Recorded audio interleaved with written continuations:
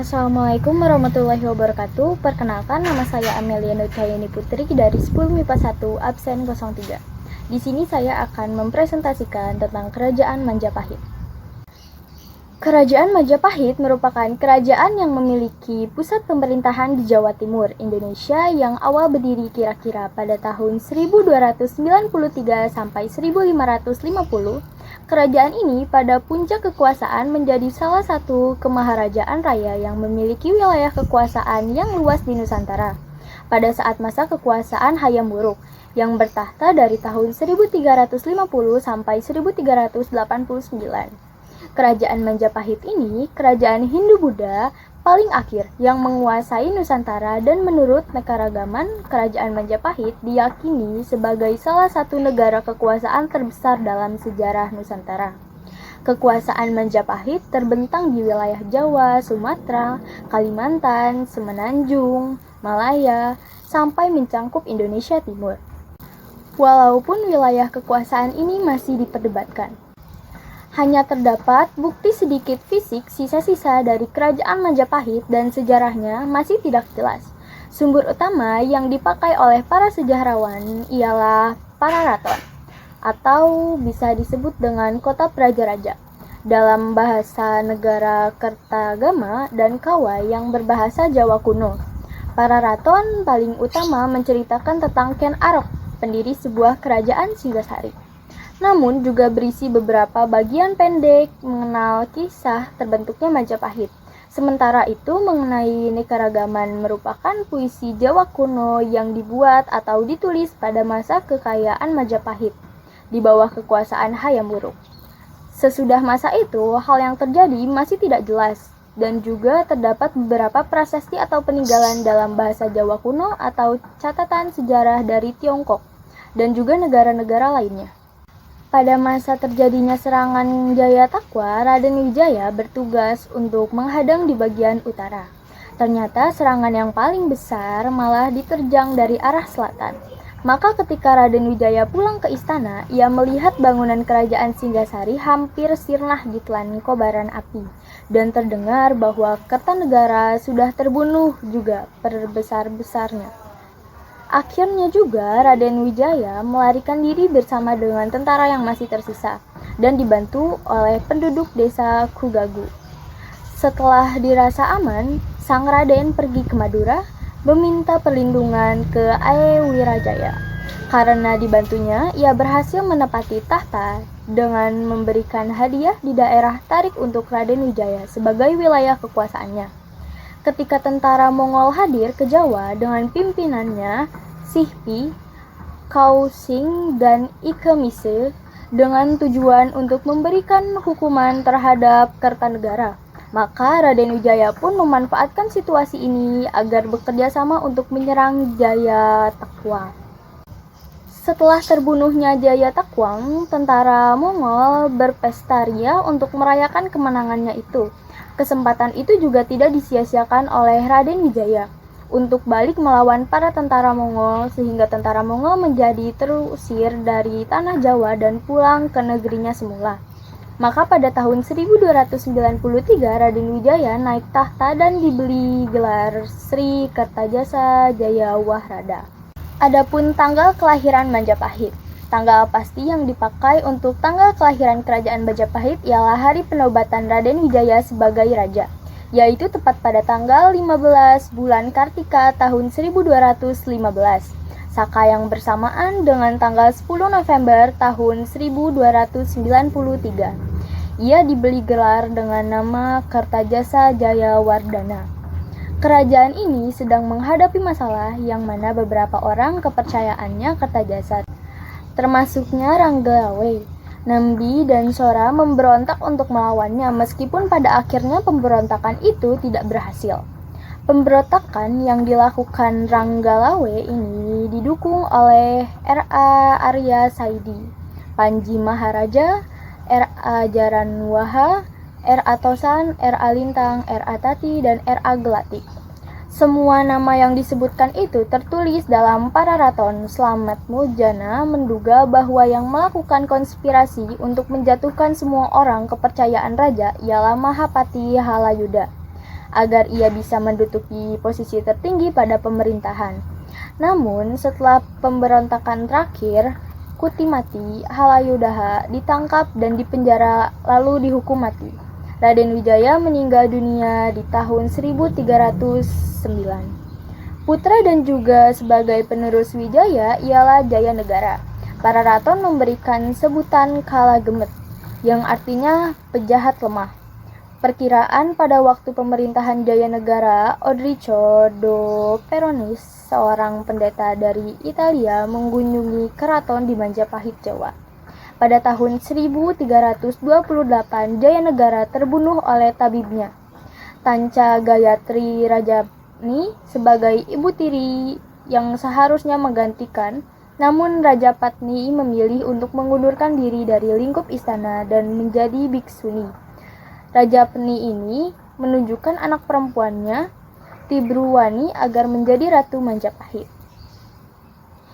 Di tahun 1336, Gajah Mada ditunjuk oleh Tribhuwana untuk menjadi Majapahit pada saat masa pelantikannya. Gajah Mada mengkirakan Sumpah Palapa yang memberitahukan akan rencananya untuk meluaskan kekuasaan Majapahit dan membangun kemaharajaan. Selama kekuasaan dipimpin oleh Tribuna, kerajaan Majapahit berkembang lebih besar dan lebih terkenal di Kepulauan Nusantara. Tribhuwana menduduki tahtanya di Majapahit sehingga kematian ibunya tahun 1350. Ia diturunkan oleh putranya yaitu Hayam Wuruk. Pendiri kerajaan Majapahit. Dalam sejarah Indonesia, kita mengetahui bahwa Pulau Jawa ini dulu pernah berkuasa beberapa kerajaan kuno.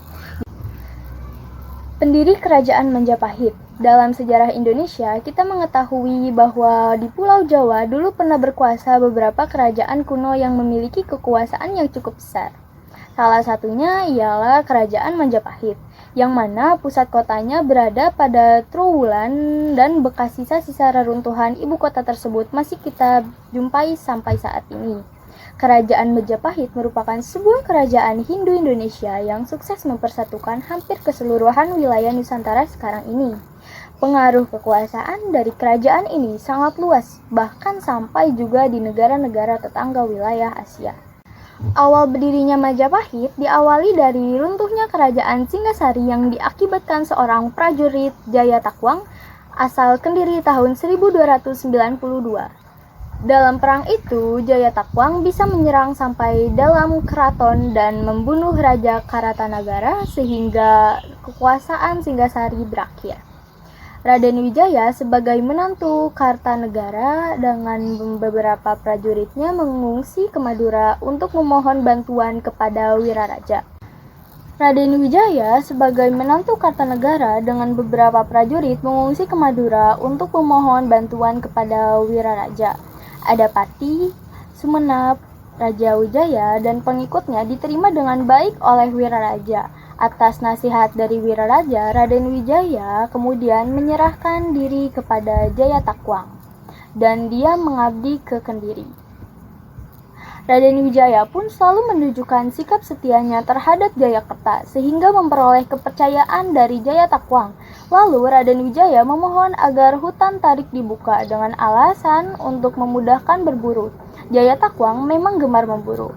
Proses pengembangan hutan tarik ini dilakukan dengan dibantu orang-orang Madura yang dikirim oleh Wiraraja. Dan tempat baru ini dinamakan dengan nama Majapahit. Mengingat tempatnya yang strategis dan juga tidak begitu jauh dari Sungai Brantas, maka banyak penduduk yang tertarik untuk datang dan menetap di sana. Orang-orang Madura yang membantu saat bekerja membuka hutan juga ikut menetap di desa itu, sehingga di dalam waktu yang singkat, desa baru itu langsung menjadi desa yang ramai. Adapun gambaran selisih kerajaan Majapahit, bisa kalian lihat yang di samping ini. Nah, dalam prasasti Balawai pada tahun 1305, Raja Wijaya menyatakan bahwa dirinya sebagai anggota Wangsa Raja. Menurut negara Kertagama, Wijaya merupakan putra dari Dyah Lembutai, putra Narangsi Gemuti. Menurut para raton, Narismuti atau Mahisa Campaka ialah putra dari Mahisa, Wong Telegong Putra, Ken Arok sebagai pendiri Wangsa Rajasa. Menurut prasasti, negara Kertagama dan Balawai Raden Wijaya menikahi 4 orang putri kerajaan. Jaya Dendi, Renduta, Gayatri. Sedangkan menurut para raton, Raja Wijaya hanya menikahi 2 orang dari putri Kertanegara dan seorang putri dari kerajaan Melayu dengan nama Dara Petak. Adapun nama-nama Raja Majapahit. Nah, berikut ini adalah daftar penguasaan kerajaan Majapahit. Raden Wijaya dengan gelar Kertajasa Jayawardhana pada tahun kekuasaan 1293 sampai 1309, Kalagamet dengan gelar Sri Jaya Negara, Sri Gitarja dengan gelar Tribuana Wijaya Tunggadewi, Hayam Buruk dengan gelar Sri Rajang Ganasa, Wirakwardana, Suhita, Kertajasa, Kertawijaya dengan gelar Brawijaya I, Raja Sawardana dengan gelar Brawijaya II, Purwawisesa atau Girsawardana dengan gelar Brawijaya III, Pandanalas atau Suprabahwa dengan gelar Brawijaya IV, Kartabumi dengan gelar Brawijaya V, Girindrawardana dengan gelar Brawijaya VI, Hundara dengan gelar Brawijaya VII.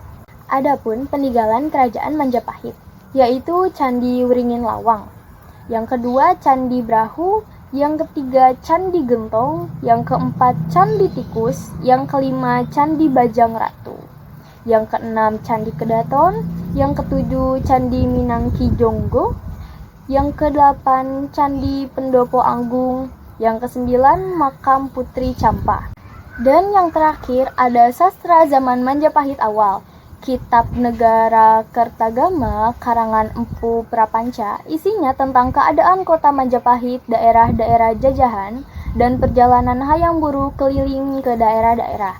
Kitab Sota Soma karangan Empu Tak Tular. Di dalam kitab ini terdapat ungkapan yang berbunyi Bhinneka Tunggal Ika Tanhana Dharma Marawa, yang kemudian dipakai sebagai moto negara kita. Kitab Arjuna Wijaya karangan Empu Tantular isinya tentang raksasa yang dikalahkan oleh Arjuna Sasrabahu. Kitab Kunjakarna tidak diketahui pengarangnya. Sastra zaman akhir Majapahit. Kitab Paraton isinya menceritakan Sriwijaya, Raja-Raja Singgasari dan Majapahit. Kitab Sudayana isinya tentang peristiwa Bubat. Kitab Soradaya isinya tentang pemberontakan Sora. Kitab Rawanggela isinya tentang pemberontakan Nanggalawe.